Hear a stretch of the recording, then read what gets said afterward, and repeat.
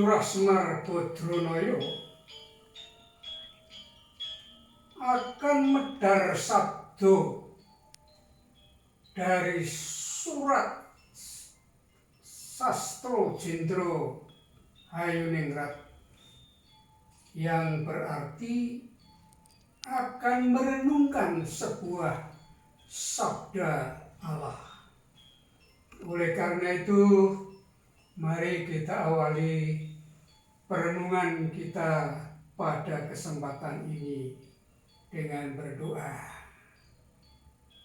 Tuhan yang punya kuasa di surga maupun di atas bumi, kami mohon penyertaan dan berkat agar apa yang boleh kami renungkan dan kami tampilkan bersama-sama pada kesempatan ini, Tuhan berkenan.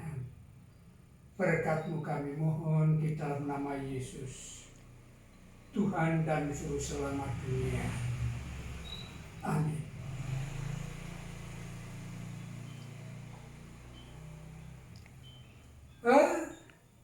Doleh kantong bolong anakku yang paling ganteng. Romo, nggih, siap. Sekarang kita akan medhar sabdo dari serat yang disebut Sastro Jendro Hayuningrat. Ya, pasti masih banyak orang yang belum paham itu, Romo. Apa yang disebut Sastro Jendro Hayuningrat? Sastro itu tulisan, Jendro itu besar, Hayuningrat itu memayu Hayuning Bawono, artinya menimbulkan damai sejahtera, gitu ya. Oh, ngono begitu. Ya. Untuk kita sebagai umat Nasrani, Sastro Jendro Hayuningrat itu disebut sebagai kitab suci atau Alkitab. Sekarang baca dari Mazmur 39. Mazmur 39 ayat 5 sampai dengan yang ke-7.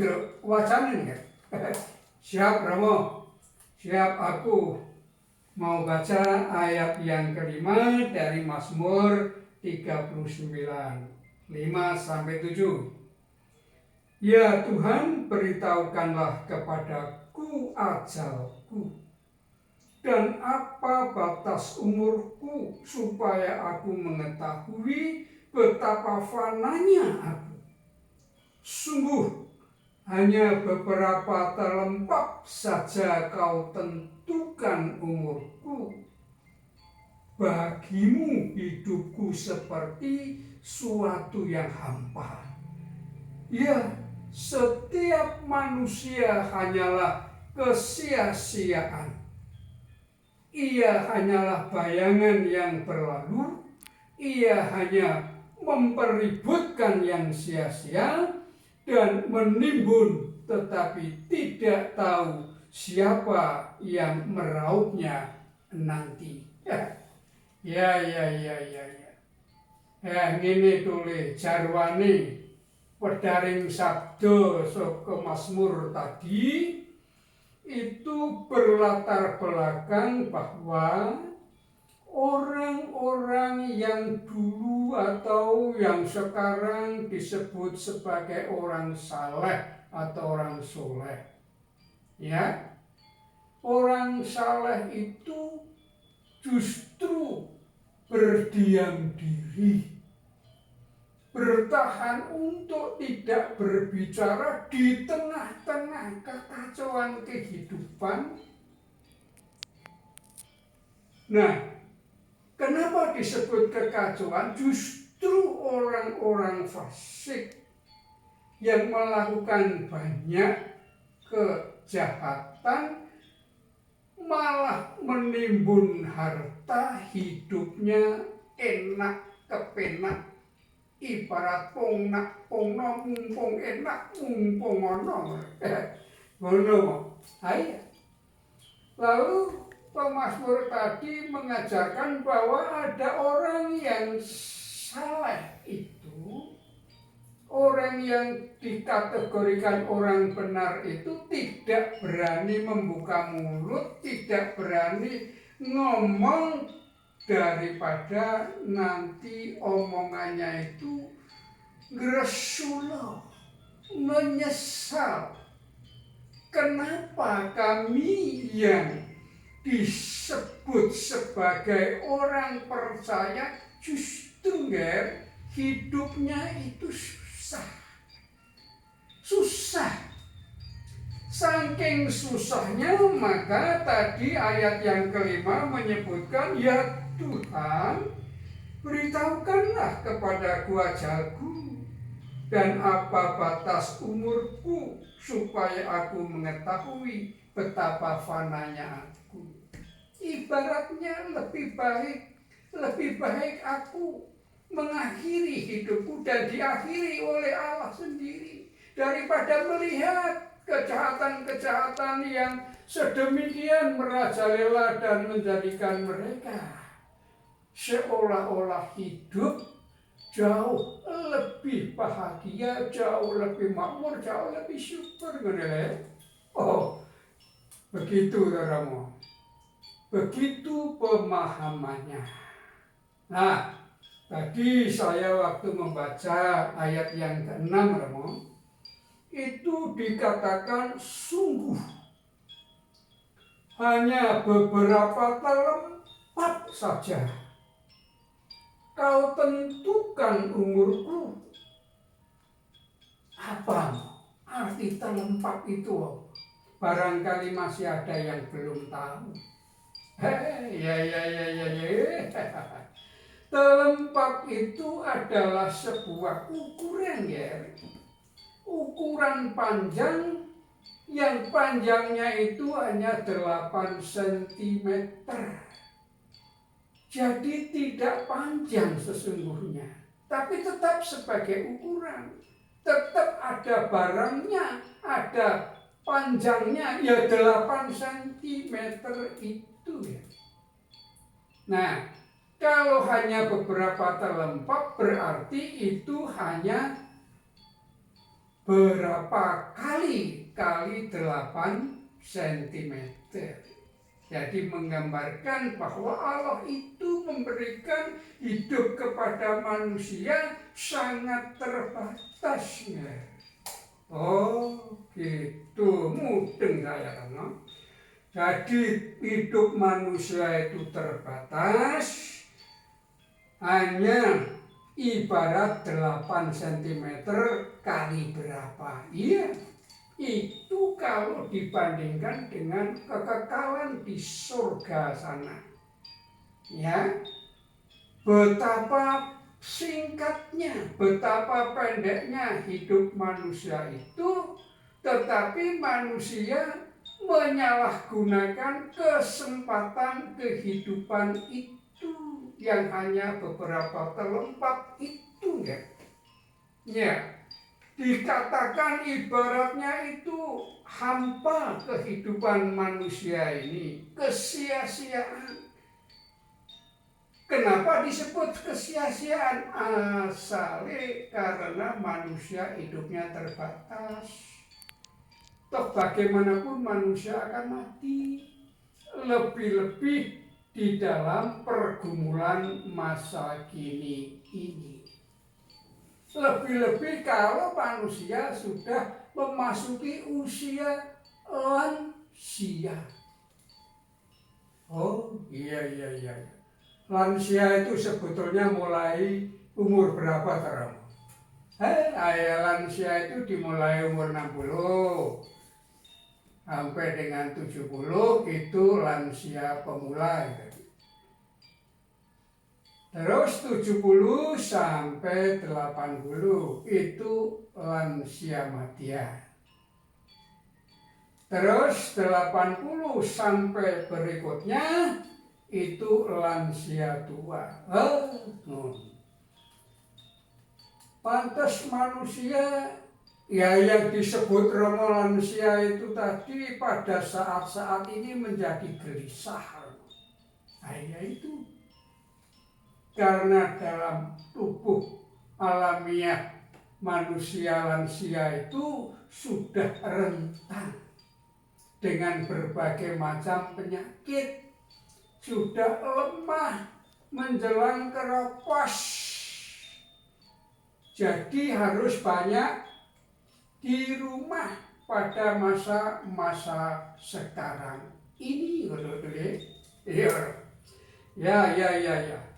Lalu permasalahan bahwa ibarat tadi diibaratkan hidup ini hanya sebagai bayangan yang berlalu. Ya, ada juga disuratkan di dalam Alkitab, kalau hidup ini hanya seperti asap yang sebentar kelihatan lalu tidak ada. Tidak ada ya. Mung mampir ngombe, mung kaya asap sedelok ketok, sedelok amblas hilang, boh kemana? Oh, tapi kan kalau kita sebagai orang percaya kan tidak boh mau kemana? Oh ya, betul.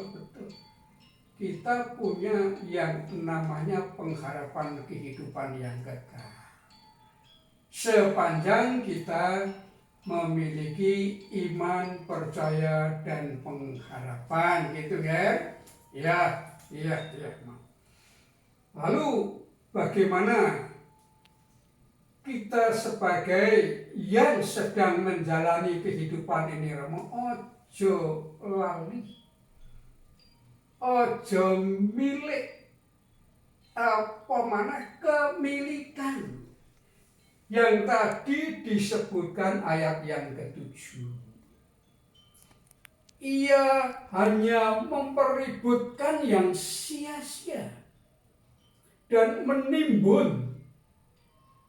Apa ya? Sing ditimbun kuwi, masa ana nyawa ditimbun? Wah, ya ndak terus. Yang ditimbun itu ya mesti barang toh. Ya bondo bandu, emas, berlian, lansa panunggalane dan lain-lainnya. Ya, harta benda ditimbun bukan jaminan untuk hidup kekal ya. Sebentar kelihatan, seperti hanya beberapa tempat itu tadi, dan akhirnya akan kita tinggalkan. Jadi kita harus mengisi kehidupan ini dengan sesuatu yang sangat bermanfaat untuk kepentingan pribadi, ya keluarga, tapi ya masyarakat, ya bangsa, ya negara. Oh, menemukan. Jadi tidak boleh memiliki nafsu kepemilikan. Apa maneh kuwi kepemilikan kuwi memakai sarana mengambil milik orang lain, mengambil yang bukan miliknya. Wah, itu mengko bakal ana piwalese ya. Lalu bagaimana mau kita menjalani kehidupan ini, kehidupan yang pada saat-saat ini loh, saat-saat genting ini loh, saat-saat ibaratnya pandemi ini, basa Jawane itu pagebluk, gegirisi mo. Iya, pagebluk itu ibaratnya kan esok loro sore mati, sore loro esok mati.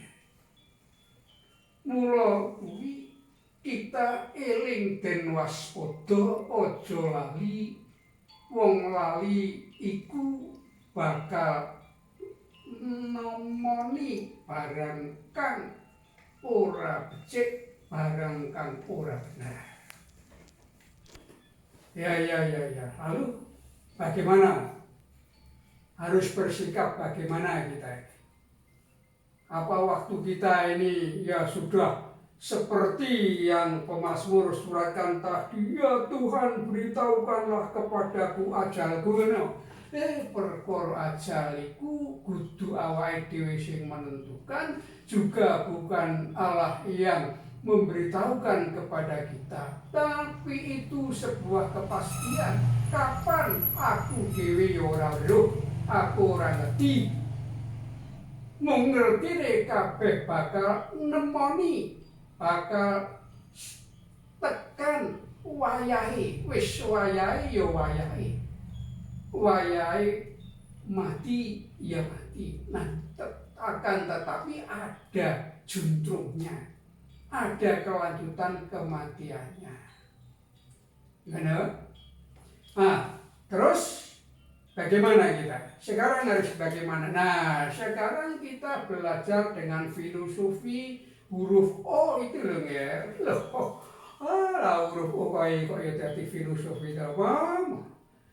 Apa artinya filosofi huruf O itu ya? Apa itu? Nah, gini. Tak ceritanya gini. Nah, wene kawruh. Saya beri pengetahuan, ya. Huruf O itu mewakili atau mengawali suatu kata, ya. O itu artinya kata paling depan dari kata opportunity. Opportunity, ya. Opportunity. Aku ngertinya opor ayam lho, opor pitik kurang bergaul. Opportunity itu berarti kesempatan, ya. Kesempatan. Basa Yunaninya itu, kok nganggo Yunani barang dorong. Ayo ini pura-pura yang ngono lah. Bahasa Yunaninya adalah kairos, kesempatan. Nah, terus filosofinya ya. Ada 3 hal di dalam masalah waktu ini. Yang pertama disebut yesterday. Wah, yesterday kan artinya kan kemarin. Ya. Yesterday itu kan tidak ada huruf O-nya kan? Ya memang tidak ada. Oleh karena itu yesterday yang berarti kemarin itu udah usah dipikirin banget, tidak dipikiri. Pikiran kita tidak usah diributi dengan hal-hal yang sudah lewat, yang kemarin tinggalkan. Oh gitu. Kadang-kadang orang malah repot mikir yang sudah berlalu itu. Nah, iya. Lalu yang kedua itu adalah today. Today itu hari ini loh. Iya. Today itu hari ini isih ana huruf O-nya wong siji, cuma 1. Tapi masih ada. Berarti kita masih punya kesempatan pada hari ini. Ya, masih ada opportunity, masih ada kairos. Nah, kita akan berbuat apa? Ada kesempatan ini. Kesempatan untuk berbuat apa ya? Mestinya seperti hanya diajarkan oleh para wasis atau orang pinter atau para pendeta atau siapapun, kesempatan untuk berbuat baik. Nah, benar-benar. Kesempatan untuk berbuat baik itu macam-macam caranya. Ada perhatian, ya. Ada juga sikap-sikap yang rendah hati, tutur kata yang membangun, ya, memberikan kekuatan dan pengharapan, ada kepedulian lebih-lebih pada zaman-zaman atau masa sekarang ini. Today ini, ya. Banyak orang yang sakit, banyak orang yang kelaparan, banyak orang yang bingung. Lalu kita sebagai orang percaya itu berbuat apa? kita sudah punya kontribusi apa di kampung kita, masyarakat kita, lingkungan kita, keluarga kita. Ya, benar. Today ini namanya. Today ini kesempatan kita memperhatikan orang lain, berbagi. Jangan malah memakai kesempatan yang negatif. Ini kesempatan aku dodol tak larang-larangake ben entuk badi luwih akeh. Karena apa? Ya karena masyarakat adalah sangat membutuhkan. Entah jual vitamin, entah apa dan sebagainya itu loh. Ya. Jadi kesempatan bukan kesempatan untuk mencari keuntungan sendiri. Seperti yang tadi dibaca dari Mazmur tadi, kan ada dikatakan, ia hanyalah bayangan yang berlalu, ia hanya mempeributkan yang sia-sia dan menimbun, tetapi tidak tahu siapa yang merauhnya nanti. Itu. Justru kalau kita memakai kesempatan ini untuk berbuat baik, maka itu nanti akan dibawa ke sana. Begitu? Kasihilah sesamamu manusia seperti engkau mengasihi dirimu sendiri. Betul. Apalagi zaman sekarang. Lalu yang ketiga. Yang ketiga itu adalah tomorrow. Itu besok. Tomorrow itu besok. Besok lakoni apa? Nah, tomorrow itu orang bilang, ada 3. Nah, banyak. Jadi masih ada kesempatan bagi kita ini, orang percaya ini, untuk menjalani kehidupan besok. Hari ini kita masih hidup, besok kita juga masih punya pengharapan hidup. Karena Allah itu menganugerahkan kehidupan, hidup dan kehidupan kepada anak-anaknya. Di dalam kehidupan itu, mari kita Ya tentu saja seperti yang sudah dikatakan tadi, ada perbuatan baik, perbuatan yang indah, perbuatan yang mulia, yang semua itu memuliakan Tuhan. Perbuatan bagaimana kita ini melaksanakan firman Allah. Ayo itu tugas kita pada saat-saat genting ini. Ayo kita pada tulung-tinulung, ya, saling tolong menolong, memperhatikan satu dengan yang lain, karena masih ada kesempatan. Ya. Mati dan hidup itu nanti Tuhan yang tahu, yang memanggil, yang menentukan, dan yang menetapkan, ya. Bukan kita yang minta-minta. Nanti akan diberi kalau sudah sampai waktunya.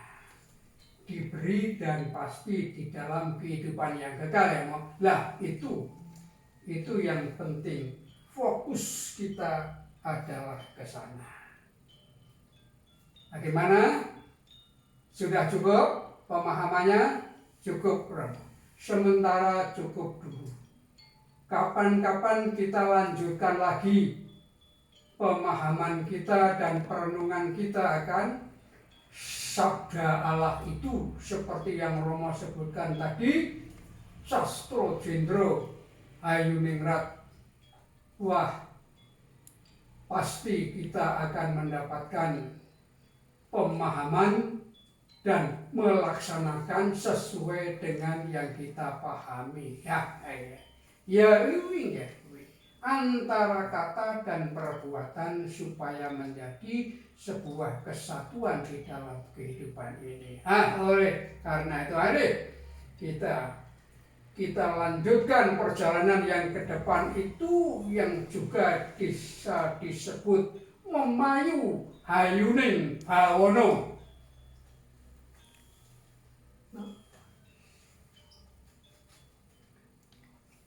Ya, Cukup sampai di sini, Romo. Apa yang kita perbincangkan besok kita jumpa kembali.